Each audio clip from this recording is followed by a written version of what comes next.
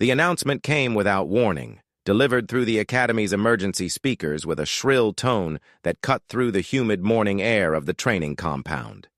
Most cadets were just finishing breakfast when the alarm echoed across the courtyard, making the alien recruits drop utensils and tense in confusion. Predator season had not been scheduled to begin for another 3 weeks, and for as long as anyone could remember, the instructors had always followed the same seasonal calendar. Yet the holographic message flashed in bold red symbols across the sky panels. Predator season has commenced. All cadets report to Wilderness Zone immediately. The words pulsed like a heartbeat, sending a wave of panic through the entire academy. Rowan, the lone human cadet among the group, felt the shift in the atmosphere long before he reached the assembly point. Alien trainees rushed past him in frantic clusters, chattering about the early awakening of the valley beasts and speculating about failures in the Academy's predictive system. For the alien cadets, Predator season was a terrifying period marked by sleepless nights, constant vigilance, and several historical fatalities. For Rowan, however, the news did not stir the same dread. He had grown up in environments where unpredictability was normal, where storms arrived without forecast and wildlife adapted faster than any human planner could. To him, the early announcement was inconvenient, but hardly catastrophic. He walked with long, steady strides, his breathing calm as he secured the straps of his pack. Once the cadets reached the wilderness gate, the instructors repeated the message in person. A tall, four-armed instructor with resin plates on his forearms addressed the group, explaining that migration patterns had shifted dramatically and that the predators had moved into the Central Valley ahead of schedule. The training zone, which spanned several square kilometers of rugged terrain, had become an active hunting ground overnight. The instructor commanded the cadets to proceed quickly into the valley and establish defensive shelters before dusk. His voice carried authority, but even he sounded unsettled. The Academy prided itself on preparedness, and a miscalculation of this magnitude meant the environment itself had defied their systems. As the thick metal doors unsealed with a mechanical groan, a gust of dry wind rushed out from the valley beyond, carrying the scent of dust, brittle roots, and something faintly metallic. The alien cadets hesitated, glancing nervously at the shadowed ridges. The instructors urged everyone forward, and the group filed into the zone. Rowan entered last, letting the gates close behind him with a muted thud that reverberated through the ground.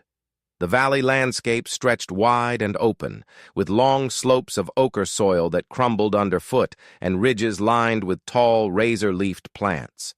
Strange insect calls echoed from the higher rocks, creating a layered hum that vibrated along the nerves.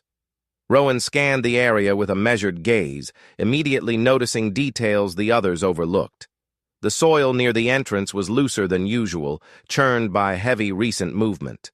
Large claw prints interrupted the natural wind patterns, and the spacing of the prints suggested a mature predator with a wide gait. He crouched to touch the indentation of one print. The soil inside was still warm. The aliens ahead of him did not waste time studying the ground. Instead, they hurried toward the designated shelter sector, a cluster of rocks located halfway up the valley slope. The instructors had always told cadets to begin survival exercises there, since the natural stone structures offered the fastest way to build protective barriers. The alien trainees trusted protocol, especially in moments of fear. Rowan, however, paused. The slope toward the shelter zone contained too many blind curves and narrow pathways. To him, it looked less like a refuge and more like a funnel designed to concentrate movement. If he were a predator, he would wait at one of those choke points for prey to pass. He walked in the opposite direction. The decision immediately separated him from the rest of the group, though none of the alien cadets noticed. They were too focused on reaching the perceived safety of the rock shelters. Rowan descended toward the valley's central basin, where the soil was softer and the vegetation sparser. He knew that predators in this region relied on sound and vibration rather than sight. The open basin offered fewer hiding spots for the beasts, but it also provided clearer visibility and more control over movement. Rowan traced the terrain with his eyes, identifying a cluster of natural dips that had formed after past seasonal floods. These depressions were deep enough to work with, but shallow enough for someone with human endurance to modify within a few hours. He noted their placement in his memory, marking how they aligned with the predator tracks he had seen earlier. A distant roar rolled through the valley like thunder muffled beneath sand. Several alien cadets screamed and broke into a sprint. Rowan did not react. He pinpointed the direction of the roar, listened for the echo patterns bouncing off the ridge walls, and determined that the beast was still on the far end of the territory. That gave him time, more than enough, to set up a perimeter before nightfall. He adjusted the straps of his pack again and moved toward the dips he had chosen. His steps remained steady, almost rhythmic, as though he were settling into familiar routine rather than preparing for an unpredictable night. The sun sharpened the air with heat as it climbed higher, transforming the valley floor into a shimmering sheet of pale gold. Rowan wiped sweat from his brow and kept walking, analyzing the terrain with the calm efficiency that only comes from experience. He counted the hours until sunset, calculated how many pits he could dig before dark, and mentally mapped out possible alarm systems using nothing but local materials. He found comfort in the process. For him, survival was not panic or chaos. It was a list of tasks, each one clear, concrete, and achievable. The early predator season did not frighten him. It challenged him, sharpened him, awakened instincts he had carried long before arriving at the alien academy. By the time he reached the cluster of dips, the alien cadets had already disappeared behind the distant rocky slope, their silhouettes shrinking as they climbed toward the traditional shelter zone. Rowan stood alone in the open basin, surrounded by wind-carved ridges and the quiet, vibrating hum of unseen insects. The first phase of the survival exam had begun, unexpectedly early for everyone else, but perfectly on time for him. He knelt beside the first depression in the ground, gripped the handle of his compact digging tool, and began working with steady force. Soil flew aside in neat arcs as he carved the basin into something deeper, more controlled, more deliberate. He did not need reassurance, instructions, or the comfort of a group. He had the terrain, his instincts, and the rhythmic certainty of his own breath. While the alien cadets scrambled in fear toward a shelter that might fail them, Rowan was already building the first line of defense for the long night ahead. Rowan's shovel struck the dry soil with a steady rhythm, each plunge of the blade sending small vibrations up his arms. The sun hovered high above the valley, soaking the landscape in an unforgiving glare, but he worked with the unhurried confidence of someone who understood both the terrain and his own limits. The shallow depression he had chosen was gradually taking shape into something much more purposeful as he deepened it inch by inch. He kept his posture low, his weight shifting with controlled precision as he carved clean walls that would hold when night fell and the predators began moving through the basin.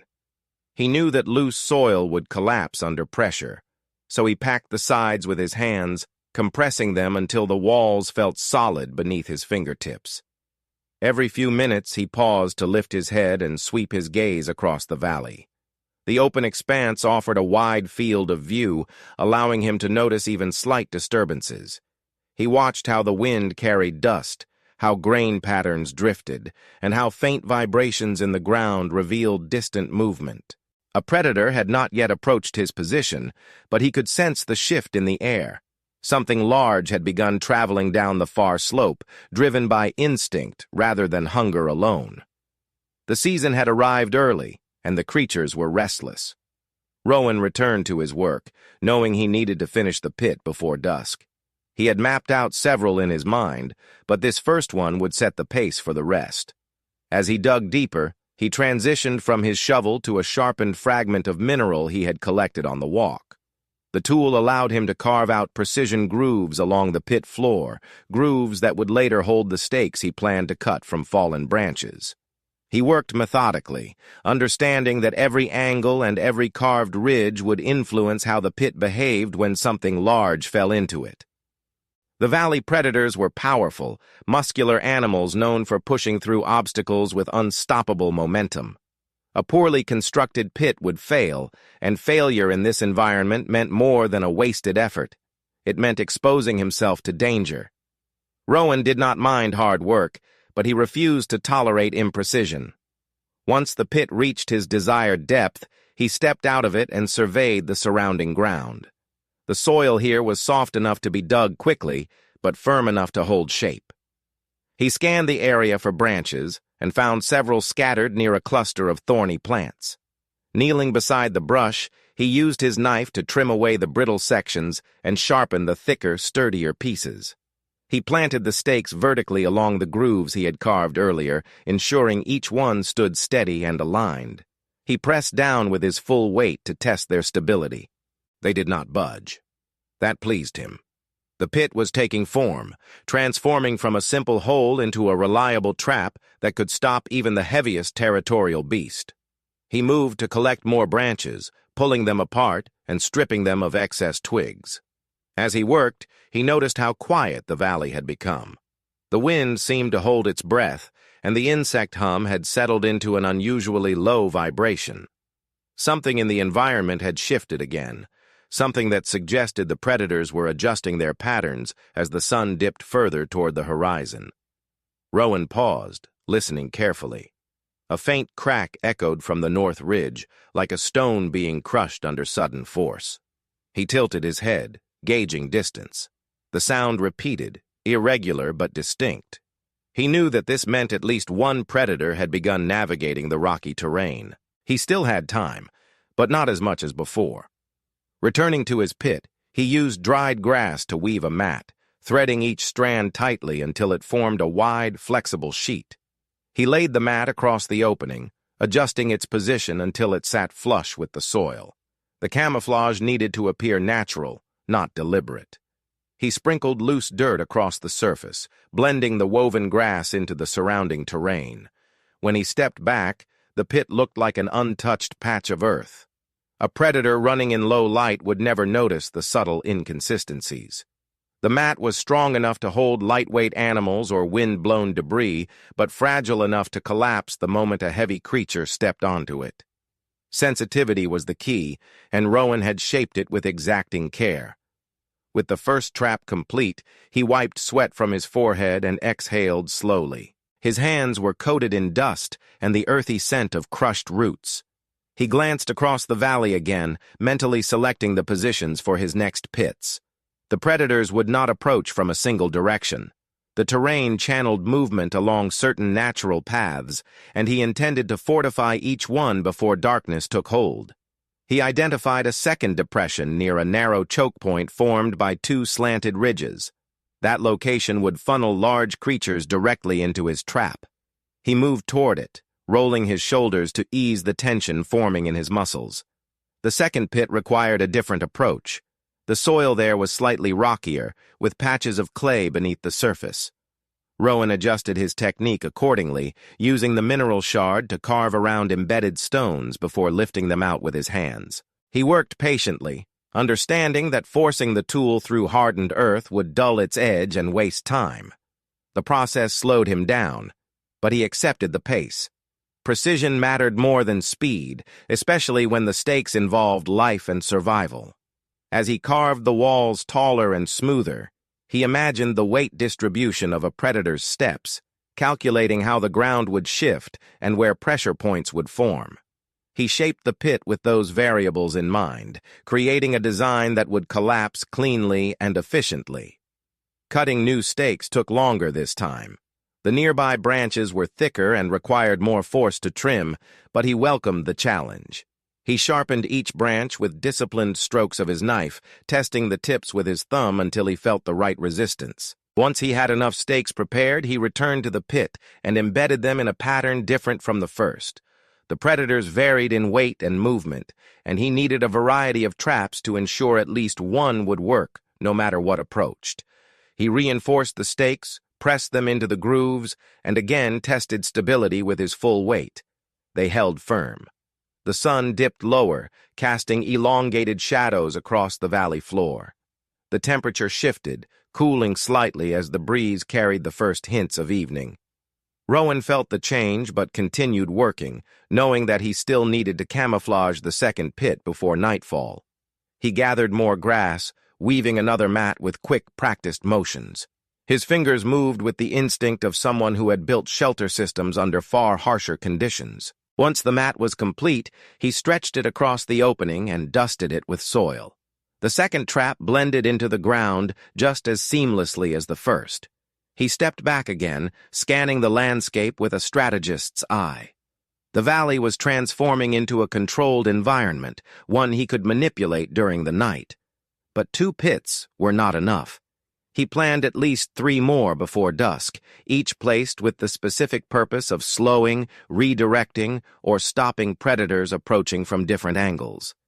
He wiped dirt from his hands, tightened the strap of his pack, and moved toward the next location he had marked in his mind. As he walked, the breeze shifted once more, carrying a low, distant growl that resonated through the soil. This time the sound was unmistakable. A beast had entered the basin. Rowan paused only long enough to glance toward the noise, measuring the rhythm of the vibrations. The creature was still far enough not to threaten him yet, but it was close enough to confirm his timeline. He did not need to hurry. He simply needed to work with the same disciplined focus he had maintained since the moment he stepped into the valley. He kept digging, shaping, sharpening, weaving, and camouflaging with controlled determination. With each completed trap, he felt the terrain bending more to his advantage. The predators were powerful, but power without awareness could be turned against itself. By the time the last rays of sunlight stretched across the sky, Rowan had constructed a defensive system that wrapped around his chosen area like an invisible perimeter. The valley was no longer an unpredictable wilderness to him. It was a landscape shaped by his hands, guided by his instincts, and prepared for the night that soon would come. Rowan finished securing the last camouflaged pit just as the sun slid lower behind the jagged ridges, turning the valley into a landscape of long shadows and drifting amber light. The temperature had shifted again, falling into a crisp coolness that hinted at the coming night.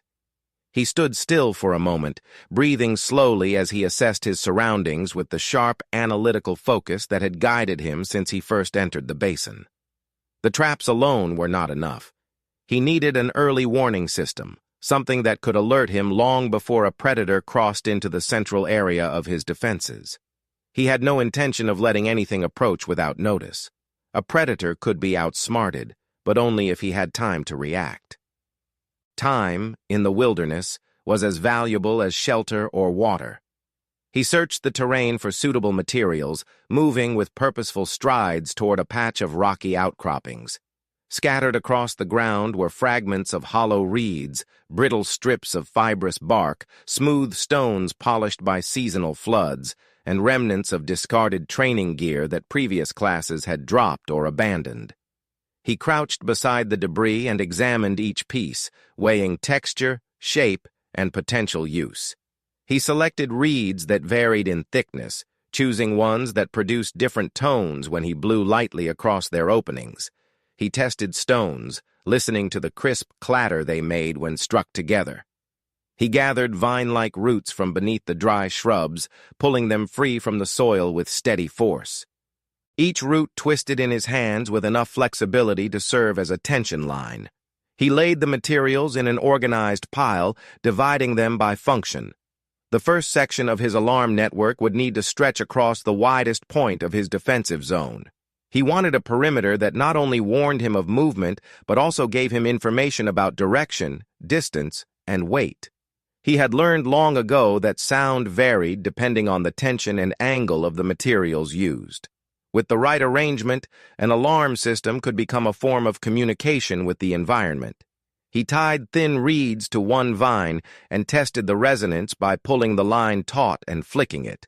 The reed vibrated with a soft, hollow whistle that carried surprisingly far in the cooling air.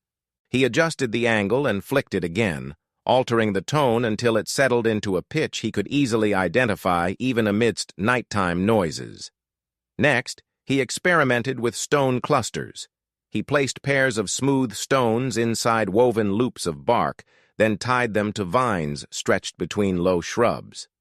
When the vine shifted even slightly, the stones tapped against each other with a distinctive clicking pattern. He varied the spacing and tension to create different sound signatures. One cluster produced a sharp double click, another produced a rolling clatter, and a third emitted a muted tap that reminded him of a heartbeat under sand. He memorized each pattern, knowing that he needed to recognize the signals instantly in darkness. As he moved between shrubs, anchoring lines and adjusting tension, he began forming a mental map of the alarm web. The system would rely entirely on vibration and airflow, two forces present in every environment, no matter the season. He tied one line to a slanted rock and stretched it toward a cluster of thorny plants. The vine vibrated with a crisp hum when the wind brushed against it, sending a gentle warning that was different from the heavier, sharper sound produced by pressure. He could differentiate natural wind from movement of something alive. He crafted another line using a stronger vine, stringing it between two stakes he had hammered into the ground. When he stepped near it, the tension shifted, and a low whistle escaped from the reed tied to its center. Satisfied, he adjusted the stakes to increase the pitch. Darkness began creeping across the basin, fading the colors of the landscape into muted shades of violet and gray. Rowan continued working with the same calm steadiness, as though the falling night were nothing more than a signal to refine his work, rather than a warning of danger.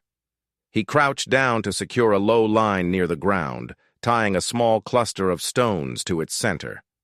When he lifted the stones and let them fall with gentle contact, the sound reverberated in a way that told him the cluster would be perfect for detecting crawling creatures that preferred to move close to the earth. He needed the system to account for all types of movement, not just large predators. A smaller animal could trip a line from the wrong angle and distort the information, so he needed layers, lines at different heights, tension variations, directional angles. He moved inward, closer to the small bunker-like depression he had chosen earlier as his primary resting point. Around this center, he planned to create a secondary ring of alarms, closer, more sensitive, and tuned to detect movement that breached the outer perimeter. Using thin reeds from a nearby plant, he created flute-like whistles by carving diagonal openings along their sides. He tied these to vines stretched in irregular arcs between scattered rocks. When he brushed the vines, the whistles emitted soft, wavering tones that reminded him of distant bird calls. He listened carefully and adjusted the openings until each whistle produced a distinct warble. He wanted to know exactly which section of the inner zone was disturbed at any given moment. Once he completed the secondary ring, he walked outward to review his work. The alarm network had spread across the basin like a spider web, unobtrusive, blending into the landscape, yet capable of speaking to him through sound alone. He tugged gently on several lines, watching as reeds sang and stones clattered in response. The system was reliable and elegant in its simplicity. He traced the outer lines with his fingertips, feeling the subtle vibrations that pulsed through them from the cooling wind. As he stood quietly in the growing twilight, he realized how perfectly the valley complemented his design. The natural acoustics of the terrain allowed sound to travel farther and clearer than in a forest or marsh. The ridges created echo pathways. The open basin prevented sound from scattering uselessly. A faint guttural growl rippled through the valley again. This time the sound was much closer, resonating along the vibration patterns of the soil. Rowan paused, closing his eyes as he allowed his senses to settle around the noise. He felt the shift in the ground, the faint tremor that indicated the beast had begun moving down the left slope. The alarms had not yet triggered, which told him that the creature was still beyond his perimeter. He opened his eyes and returned to his work, tying one final reed to a loose vine to reinforce a section of the outer ring. Soft darkness enveloped the valley fully at last. The sky transformed into a deep shade of blue, streaked with pinpricks of pale starlight that shimmered across the horizon. Rowan stepped back from the perimeter and admired the network of lines, reeds, stones, and bark. To anyone else, the landscape looked unchanged, untouched by intelligent intervention. Only someone who had built the system would know how interconnected the pieces were. He walked toward his small bunker, steady and unhurried.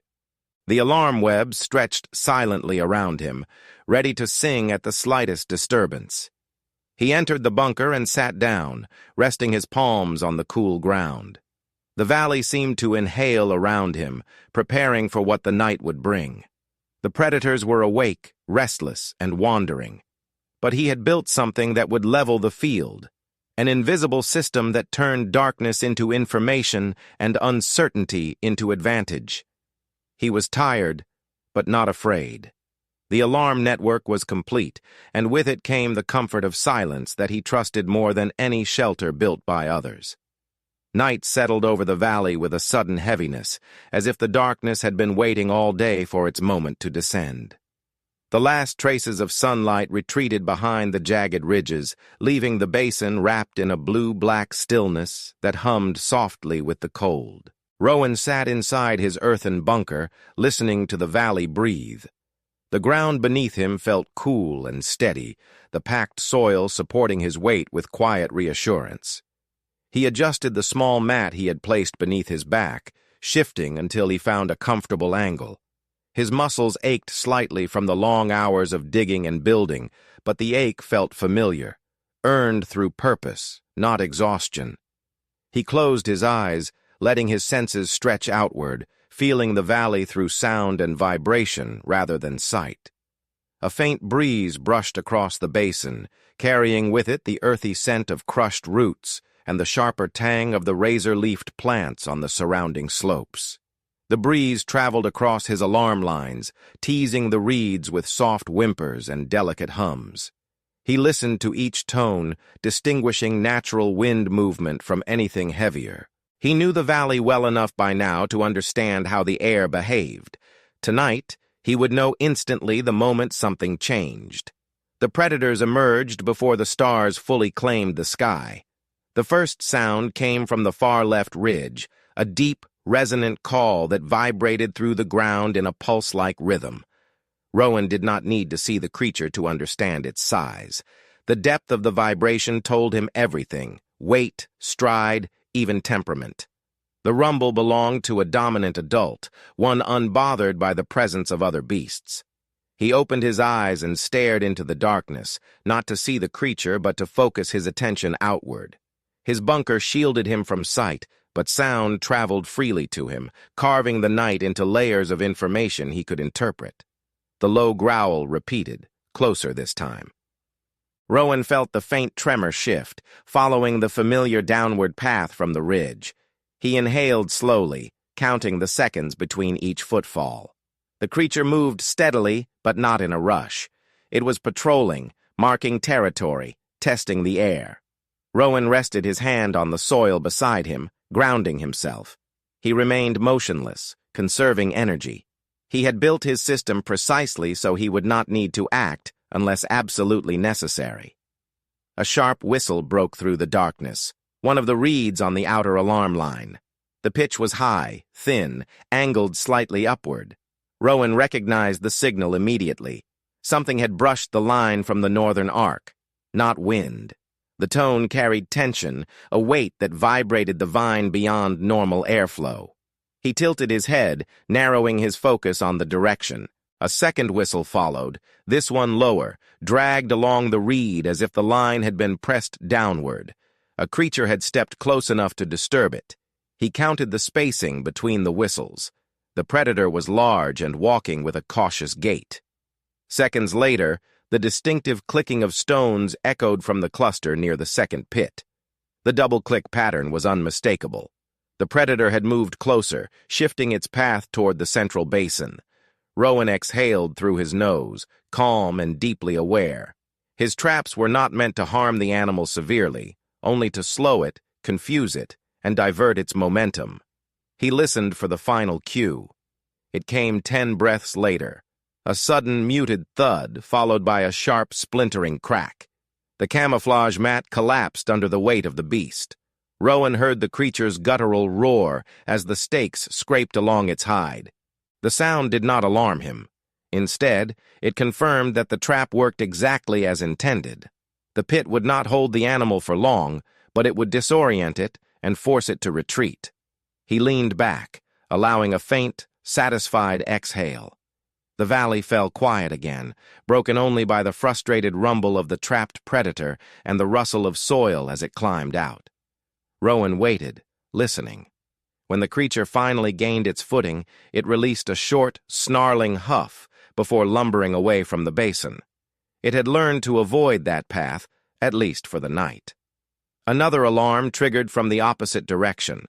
This time, the warbling tone of the inner whistle drifted toward him, rising and falling in soft spirals.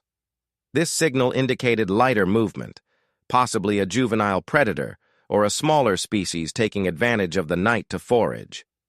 Rowan shifted his weight, placing one hand flat on the soil again. The vibrations were lighter, irregular, hurried. He recognized the pattern, a smaller creature searching for scraps left behind by larger beasts. It posed no threat. His alarms detected everything, but he did not react to all disturbances equally. Understanding the difference was the essence of survival. The smaller animal darted along the inner perimeter, triggering a series of clicks and whistles that traced its path like a musical trail. Rowan kept track of each sound, following the creature's movements across the basin until it finally moved past the last line of reeds and exited the zone.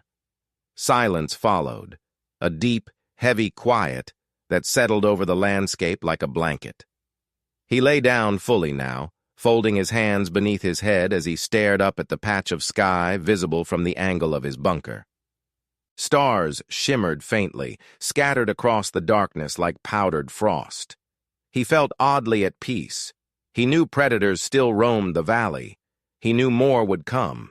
But his alarm network transformed the night into something predictable, a pattern of signals rather than a threat lurking unseen.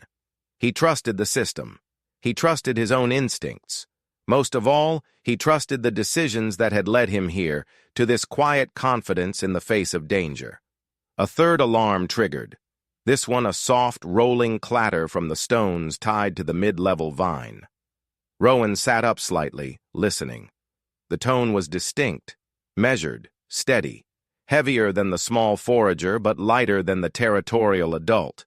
He pictured the predator in his mind, perhaps a young adult testing its boundaries, not yet confident enough to challenge the dominance of the older beasts. It stepped across the reed lines, causing rhythmic pulses that he recognized as hesitant. The beast was learning the terrain, but not aggressively. Rowan felt no urgency. He remained still, letting the creature explore the perimeter. Then, without warning, a loud crash echoed from the far end of the basin. The second pit had triggered. This time the sound was accompanied by a violent burst of soil. Rowan did not flinch, though the impact was strong enough to shake dust loose from the bunker walls. The young predator let out a startled roar as it fell, followed by frantic scrambling as it attempted to escape. The trap held it briefly, then released it as the animal pushed through. The sounds faded as it fled the area, squealing in confusion. It would not return tonight. Rowan lay back again, allowing himself a slow breath. The alarm network continued to sing its soft, intermittent whispers, a language he understood fluently now. Each vibration lulled him into a strange calm. Danger passed, danger retreated, danger circled, but never reached him. The system he built ensured that he could rest, and so he did. His eyes drifted shut, his breathing deepened, and the valley hummed quietly around him. While predators prowled, while the alien cadets trembled in distant shelters on the rocky slope, Rowan slept with an ease that belonged only to someone who had shaped the night itself into a kind of shield. The first hint of morning arrived not with warmth, but with a faint silvery glow that began to seep across the ridges and spill softly into the valley. Rowan stirred from his sleep as the earth beneath him shifted with the subtle temperature change. The night air had been cold, but his bunker held enough residual heat to keep him comfortable until dawn. He blinked slowly, letting his senses adjust before he sat up. The alarm lines outside were quiet, the reeds giving off nothing more than soft hums touched by the early breeze. The predators had retreated to their dens, guided by instinct and the waning darkness. The valley felt emptied of threat, filled instead with the stillness of an environment exhaling after a long and restless night. He stretched his arms, rotating his shoulders to ease the stiffness from hours of stillness, and then crawled out of the bunker. The moment he stepped into the open, the contrast between the night's danger and the morning's gentleness struck him. Pale light washed over the traps he had dug, revealing shallow depressions where soil had shifted, disturbed by the weight of the beasts that had stumbled into them. The camouflage mats were torn in places, scraped by claws and heavy bodies. Stakes lay bent at odd angles, evidence that the predators had fought briefly before fleeing. Rowan examined each pit with quiet satisfaction. The system had worked exactly as he intended. Not perfectly, perhaps. Perfection never existed in the wilderness, but reliably, intelligently, efficiently. He walked along the perimeter, checking the alarm lines. Reeds tied to the vines swayed lazily in the soft breeze, their carved openings producing faint notes that blended with morning air. The stone clusters hung silently now, some slightly displaced from where predators had rattled them. Rowan reached out, adjusting one cluster back into alignment. He tested its tension with a light tap. The stones emitted a crisp, familiar click. All was normal again. The valley had returned to its neutral state, and the sun had risen enough to turn the ground into warm shades of amber. A distant sound caught his attention. The grinding whir of the academy's entrance gate opening. He looked toward the slope just as the metal panels slid aside, releasing a group of instructors into the zone. He could tell from their stride that they were uneasy. Usually, instructors entered the wilderness with calm authority, confident in the structure of the survival exam. Today, however, their movements were tense and alert. The early predator season had caught them off guard, and it was clear they expected chaos. Cadets injured, shelters destroyed, panic widespread. He waited in silence as the instructors descended into the basin. The first one spotted him immediately and froze. It took a few seconds before the others followed his gaze, their shoulders relaxing in visible relief. Rowan stood upright, his posture steady and unhurried, as if he had simply risen from a peaceful night rather than surviving among territorial beasts. His hair was dusted with soil, his hands were calloused and scraped, yet his expression remained calm. He lifted one hand in a small gesture of acknowledgement. One instructor, a tall figure with plates of resin armor along his forearms, approached him first. The instructor's gaze flicked from Rowan's face to the surrounding terrain, widening gradually as he took in the state of the basin. The pits, the torn camouflage mats, the bent stakes, the anchored vines spread across the ground like threads of a grand design. Each element spoke not of desperation, but of preparation, planning, and precision. "What did you do out here?" the instructor asked, his voice low with disbelief. Rowan simply gestured toward one of the pits. The instructor stepped closer and examined the ground, kneeling beside the torn mat. His fingertips traced the edges of the collapsed section before he stood again, slowly turning to take in the entire defensive network. Other instructors followed suit, moving from pit to pit, from one alarm line to another. Each discovery widened their eyes further. The valley seemed transformed, not by force, but by ingenuity. One instructor brushed his hand along a vine, triggering a faint whistle from a reed. He looked back at Rowan with a startled expression. Another tapped a stone cluster, hearing the precise double click that Rowan had engineered. It was clear that the instructors understood the sophistication of the system, even without Rowan explaining. The network was not random. It was purposeful, layered, intelligent. More importantly, it revealed a level of situational awareness rarely seen among cadets. As the instructors walked the perimeter, Rowan followed at a distance, allowing them to make their own assessments. He did not boast or gesture or explain unless asked. His silence carried confidence, and the instructors respected it. They exchanged glances, subtle, thoughtful ones that hinted at conversations they would have later, away from the cadets. Eventually, the lead instructor stopped and faced him directly. His posture shifted, becoming formal yet respectful. "You slept here?" he asked. Rowan nodded once. "And you were not disturbed?" He shook his head, though he added, "Not beyond what the system was built for." The instructor looked around again, visibly astonished. "The others spent the night in the shelter," he said.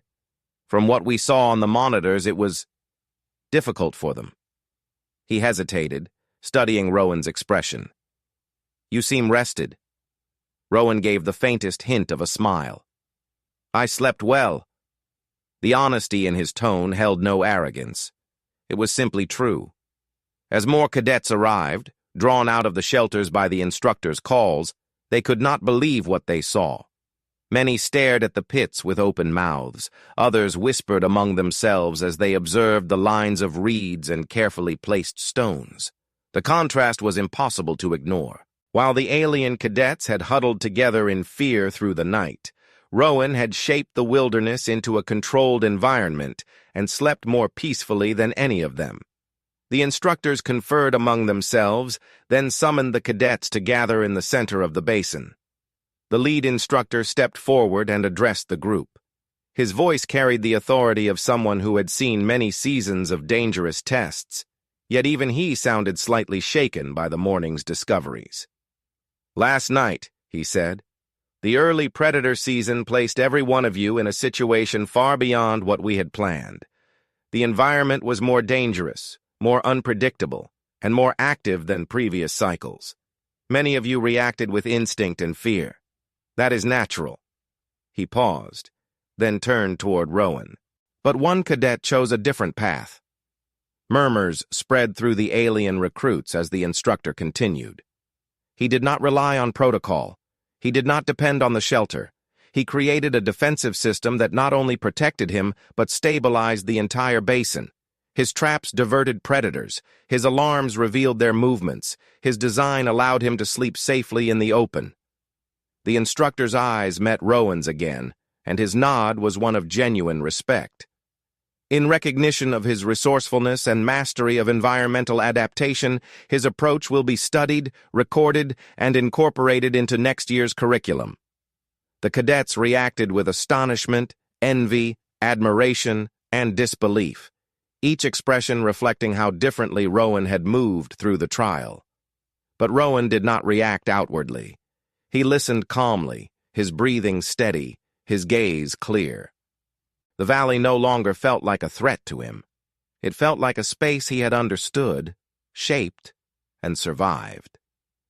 As the cadets prepared to leave the basin, Rowan walked alone for a final moment along the edge of the valley. The light grew warmer, spreading across the ridges like the gentle touch of dawn acknowledging him. He inhaled deeply, feeling the cool air fill his lungs. The predators were gone now, the alarms silent, the traps at rest. His work here was done. He stepped toward the gates with a quiet sense of completion. Not triumph, not pride, just a clear, grounded certainty that he had met the night on equal terms and mastered it through thought rather than fear. The instructor's respect, the cadet's awe, the survival he earned through intelligence, all of it formed a conclusion that needed no dramatic flourish. He had built safety where none existed. He had created order within danger. And he had proven, once again, that calm ingenuity under pressure would always outmatch fear. The valley swallowed the last echoes of the night as Rowan walked out, leaving behind a landscape forever changed by one human's quiet mastery.